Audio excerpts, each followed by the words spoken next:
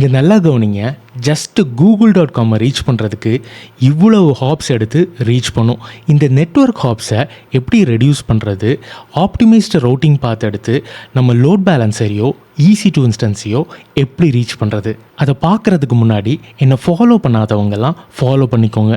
இந்த மாதிரி கண்டென்ட் எல்லாம் உங்கள் ஃப்ரெண்ட்ஸுக்கு ஷேர் பண்ணுங்கள். இதை அச்சீவ் பண்ணுறதுக்கு குளோபல் ஆக்சலரேட்டரை யூஸ் பண்ணுறோம். இதோட பேசிக்ஸை புரிஞ்சுக்கிறதுக்கு OSI லேயரில் டிரான்ஸ்போர்ட் லேயரில் ஒர்க் ஆகுது.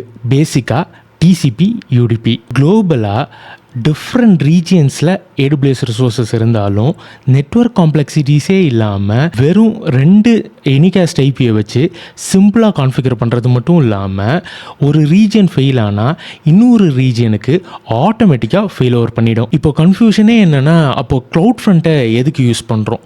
க்ளவுட் ஃப்ரண்ட்டு லேயர் 7 லேயரில் ஒர்க் ஆகுது. அதாவது HTTP HTTPS. பேசிக்காக உங்கள் இமேஜஸ், வீடியோஸ், ஸ்டாட்டிக் ஃபைல்ஸு இதெல்லாம் கேஷ் பண்ணி உங்களோட ஆரிஜினோட லோடை குறைக்கிறது. அதாவது சர்வர் இல்லைனா S3 பக்கெட்டாக கூட இருக்கலாம். இந்த மாதிரி டிஃப்ரென்சஸை ஃபண்டமெண்டல்ஸோடு அண்டர்ஸ்டாண்ட் பண்ணி புரிஞ்சுக்கிறதுக்கு என்னோடய கிளாஸஸை செக் அவுட் பண்ணி பாருங்கள்.